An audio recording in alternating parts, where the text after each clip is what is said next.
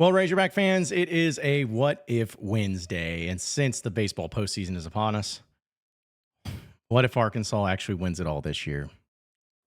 Let's go ahead and talk about it on today's Locked On Razorbacks podcast.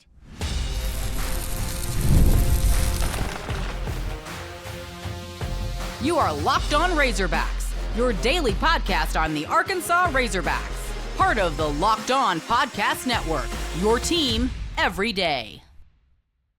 And welcome into the Locked On Razorbacks podcast. I am your host, John Neighbors. I am also the host of Inside Arkansas Live, which you can catch every weekday starting at noon on Inside Arkansas and InsideArkansas.com. Hope everybody's having a wonderful Wednesday, as we're going to get into a little bit of the gatekeeping once again. I know you're tired of it, but I got to talk about it again. And as well as J.J. Andrews. Big thing for him and making a huge jump for what he was able to accomplish just in a short period of time. One of the best players now in the country. So we'll get into that and, look ahead to what's going to be coming up this weekend. But, on Wednesdays, I always like to, not always, usually when it makes sense, but I like to do a little What If Wednesday action. And I feel like it's only natural that here we are for the postseason, and Arkansas baseball is now in a spot to where they have a great opportunity in front of them. If you look at all the betting websites and everything, Arkansas is one of, if not the favorite, to win the College World Series. They have a direct path, or at least you know the path of what it's going to look like if they get there. You know about the team that they have assembled. You know about the health of the team for the most part. You feel like you know. You feel like you know. We don't know which team is going to show up. We don't know which players are going to show up, because that has been the key for this team. But I don't think there's any question, any doubt that if Arkansas plays their best baseball, they will win it all.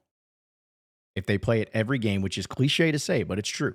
If they play their best every game, there's not a single team that can beat them this postseason. But what if they win? Man, isn't it just fun to think about? It's been a long time coming. It's been pretty tough for the Razorback baseball team this decade, really. I mean, sure, 2022 was fun. You got to go to College World Series, and you ended up placing third. But even then, as great as that was, your regular season wasn't what you were hoping for, and then you had to see and watch another SEC program win the College World Series before you. One that shouldn't even have been in the postseason, but they won it. And it's always just something that hurt. 2021, you won every SEC series, and you fell short in the Supers at home. Then you had to watch another team win their very first College World Series by a coach that's not even there anymore in Mississippi State because they got fired. Then you had to see LSU win it. Following that year, you were a national seed, but you didn't matter. You lost in the regionals. And then last year, you had to see Tennessee, Tony Vitello, old assistant coach here, go to a program that didn't even really that didn't even know baseball existed. In just a few years, win a title there for you. Man. It's brutal, right? It is. We remember 2018. Remember 2019. Remember all these things. Now, I don't bring all of these things up just to upset you as a Razorback fan. I don't bring them up to, make you have bad memories of bad times. But it's important to always be a reminder of how much you and I want this. Not selfishly for us necessarily, but for the team, the program, for the state. I think, and more importantly, even Dave Van Horn. Arkansas is due. They're due to win this. They've had other SEC programs find ways. They've worked really hard on building this roster, putting together the right pieces, putting together some depth, getting it done in the regular season, having some really incredible moments, playing some incredible games, having talent, having one of the best players in college baseball, especially in the SEC and Vahiva Aloy, having all of these things they've worked really hard towards. And at some point in time, it has to break through, right? At some point in time, it's going to be their day, right? That's what I keep hoping for. I keep hoping that this is all building towards the one incredible day, that one incredible night that'll happen in June, where the Arkansas Razorback baseball team wins their first College World Series. That's what I'm hopeful for. Doesn't mean it will happen because it's sports. And when I say happen, I mean this year. I mean, I feel like it will happen, right? But who knows what's going to happen? It's tough to win a championship. I know that.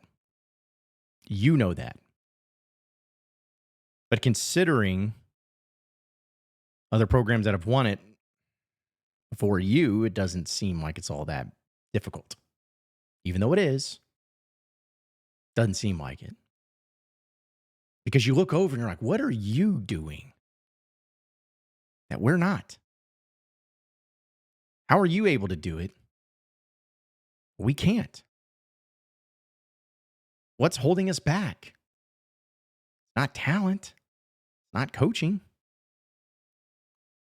Is it getting hot at the right time? Is it making that one decision? Is it making that one? Is it just one swing? I mean, what is it? That's what we try to wrap our heads around and figure it out. But there's been no program that's had more consistency since 2018 than the Arkansas Razorback baseball program. I mean, it is the premier program. It's accomplished everything. Every single thing a team can accomplish in that stretch, Arkansas has done it, and in some cases, multiple times have done it. But the issue is they have yet to do the one thing that matters the most: winning the College World Series. So I talk about all of that, and I say all that to set up the question once again of what if Arkansas wins it all this year? What if they win the College World Series? I set that all up to remind you of how far you've come, but also how close you have been. And how all of that frustrations that's happened in postseason here recently, all of those so close moments where you were right there on the cusp, those moments will all pay off in the end if you win it all here. Sure, you might be able to look back and say, we should have won 2. Should have won 3. This was, that was a great year. I feel like a wasted opportunity in the postseason. Sure, there'll always be that, but it'll always be with a quick movement through it. Well, we could have done this, but we won it all. There's no denying anything. There's no trash talk that can get thrown your way and people making fun of you. There's no more of that meme that gets thrown around every single time of the pop-up foul ball. Because even if they do put it out there, be like, who cares? We are the champions this year. Where were y'all at? What'd you do? And it'll finally solidify what I believe, and so many other people do, that Dave Van Horn is one of, if not one of the best, if not the best coach in college baseball. And if Arkansas was able to win it this year, I think it would be really tough to argue that. Seriously. That's what's at stake, and that's what the feeling would be. And then all of that patient, long suffering that you as a fan have gone through comes to an end. And when you win a championship in a sport that you really appreciate and you really care about, and you have been following and you've been hoping and praying, when you finally break through and get it, all those years just makes it worthwhile. Because you were building up to that moment. You were building up to that time. and it'll unlock so many great feelings and emotions, not only for you as a Razorback baseball fan, but as a Razorback fan in general. Just suddenly there's no problems, there's no issues. The petty things that we and me that get upset by when it comes to menial things and the program and in the athletic department and all that stuff, it goes away, goes out the door, because you cannot ever mimic or replace the happiness, the excitement, and the feeling of your favorite team that you've invested so much time and energy and money into, your own personal life, for it to finally break through and accomplish the one thing you've been praying about for so long. You cannot replace that feeling. And you're good enough to do it this year. You're good enough. You're set up. It's there. You've gone through the regular season for this moment.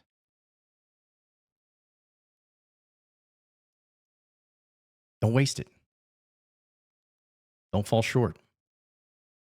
It'll be a disaster if you do. But be positive, be excited, and also be ready, because I believe that moment is coming sooner rather than later. Fans, there is something I have to bring up, though, when it comes to this whole gatekeeping thing. And I got to explain some things. So just stay with me here on today's Locked On Razorbacks podcast coming up next. All right, Razorback fans, we know the NBA playoffs are in full swing, and every night delivers highlight-worthy performances, major momentum shifts, and can't-miss moments. Whether it's a game-winning shot or a breakout player, there's never been a better time to get in on the action. FanDuel makes it easy to stay in the game before tip-off and live. With player props, performance trends, and same-game parlays, fans have more ways to play than ever before to win smart and to win big. What would it take, and what would it look like for you to combine all those live prop bets that you want to have mid-game based on how the action unfolds, based on how you're feeling about certain players and how they're performing? How could a $200 bonus in bets add to the excitement, especially if you have that simple $5 bet winning? Yeah, I think it'd be pretty exciting. I think it'd be outstanding if you could have something like that happen. So here you go. If you're new to FanDuel, it's the perfect time to sign up. Head to FanDuel.com and place your first $5 bet. And if it wins, you'll get $200 in bonus bets. Make every moment more with FanDuel, the official sports betting partner of the NBA.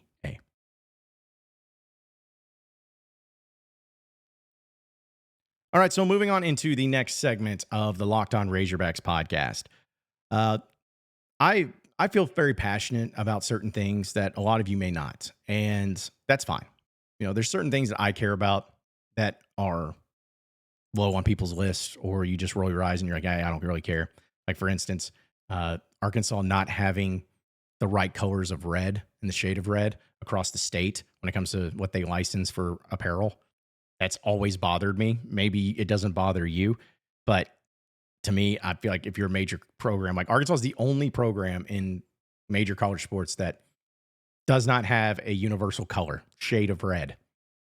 And I don't know why, but either way. See, it's just those small little things that bother me. And it's just dumb. It's dumb. I get it. It's dumb. Because if you win championships, like we talked about, none of that stuff matters. However, this was something that continued to pop up, and I continued to keep seeing people talk about it when it came to this past weekend with the softball team. Now, I know we talked about it a little bit 2 days ago in the podcast about fans and how I told you how much I appreciated you and I thought it was awesome, and why you guys are the best as Razorback fans. Considering if you put out a winning product, a successful product out there, you're going to have support it, and it's awesome. And that's not something you get at every single school. And I'll admit, you know, I know, again, we don't talk a whole lot of softball here on this podcast, but it was really great to see, and in a way, heartbreaking to see, you know, Courtney Deifel's reactions and her love and appreciation for the team and for the players and everything, because they fell short. But I continue to see people that are fans that gatekeep, and they continue to try to look down upon fans that were critical or that were very upset and saying that, okay, Arkansas softball won and they're mad and they're critical of it. And honestly, I was a fan that was very upset and very frustrated by it because there's certain things that happen. You got the food poisoning stuff that was so dumb. If you didn't have that and you didn't have that one first inning, the first inning of the Sunday game that was bad, it changes everything. But it's just the way it goes, and it's frustrating. But there's a lot of fans that feel because you don't go to every game, you don't spend your time tweeting or posting about every game, or if you don't even have a chance to watch every game of any particular sport, you can't have an opinion on it. Now, there's always a line that you don't cross, and I'm not talking about that. I'm not talking about fans that get fired up because of saying because of losing or whatever, and then they end up saying horrible things and making it personal. I'm not talking about that. That's never okay. I am talking about the fans that go out and that watch games or get hyped up for big events and big moments, postseason, however you want to put it. And then when it goes awry, it doesn't go their way, doesn't end in winning, they get frustrated by it and upset by it because everybody does. Coaches do, team does, everybody. But here's the thing that I think a lot of people need to understand. I can't speak to other fan bases because I never been a part of another one. The Razorback fan base is the only fan base I've been a part of, and not something that I grew to love as I got older. It's just I've always loved them. And maybe you will disagree with this. But let me tell you something about the Razorback fans. It doesn't matter the sport to you or to them. It doesn't matter if it's football, basketball, baseball, softball, track, gymnastics, swimming and diving, golf, any of those sports. It does not matter to Razorback fans. What matters is that those teams, those players, they're wearing the Razorback logo. You never say, well, I'm a Razorback football fan. I'm a Razorback baseball fan. You say you're a Razorback fan. Sure, there are sports that you watch a lot more, pay attention to a lot more, invest more money into, get more excited, more pumped up. That's obvious. That's the reason why Donald W. Reynolds Razorback Stadium fits 80,000 people, and other facilities on campus fit maybe 1/100th of that. That's just obvious.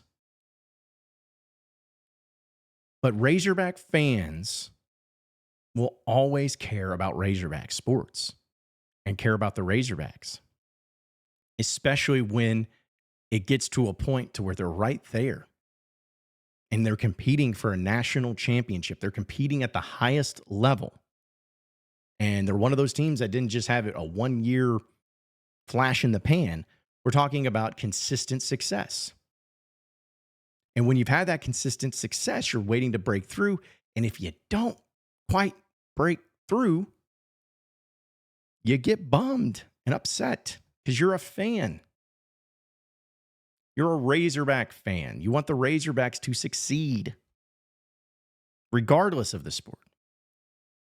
And that's something I think people fail to realize who try to say, well, you haven't done this. Folks, there is no worse type of fan, in my opinion, that gatekeeps other fans. They are the worst type of fan because it's an elitist mentality. Because this fan has been able to do all of this stuff surrounding this program, makes them better, makes them higher up on the hierarchy. There's no hierarchy of fandom. You're either a fan or you're not. And this idea that, well, you haven't gone to the games, you haven't done all this. Sorry that not everybody can afford to go to those games and travel up here and be able to sit there through every single game and be able to tweet about it and be able to do all of those things. But that doesn't make them less entitled to be able to be critical or to be praising of certain programs when they succeed or when they fail. You're fans. You're fans. As fans, you want your fandom to be rewarded, regardless of the sport. And it's just pathetic to me to see people try to do this to other fans. We can have disagreements on stuff. We do all the time. I mean, for crying out loud, look at my mentions every day. I mean, people disagree with me on the daily, and that's fine. But there's no doubt that me and you want the same thing. We both want to win. And I would never want to approach you in that way and tell you that your opinion, your feeling, it's irrelevant, does not matter, because you are not as big of a fan as me. You're a lesser fan. Disgusting and terrible type stuff. That's not what needs to happen. And the main reason I brought this up too is because I had a lot of people reach out to me about this, honestly. Because they know I try to look and rationalize myself as a fan and look through it through the fans' lenses. But my deal is that, hey, we're Razorback fans. That's it. We enjoy watching other sports more than others, but we're all Razorback fans at the end of the day. And I don't care if it's football, basketball, baseball, softball, any of the sports, name them. If you tell me, hey, would you like to win a championship in this sport? I'm like, yeah, I would. Well, what about this sport? Yeah, that'd be nice. I'd love to. It'd be great to win a championship in that sport. Stop gatekeeping. Stop behaving this way. Stop with the elitist attitude and behaviors. Because all it's doing is making you look bad and causing a toxicity that does not need to be there for that program. Fans are fans. Let fans be fans. Let them put together that energy, that excitement, and that curiosity and intrigue for those programs and for those sports and for those teams. And that's how you build it. That's how you get people excited, and that's how you get the support. Don't build a wall around it and protect it and gatekeep it. Embrace it. Protect it. It's going to make you proud one day. I promise you. JJ Andrews. Remember him? He got a big bump, my friends. We're going to talk about that. So stay with us here on the Locked On Razorbacks podcast.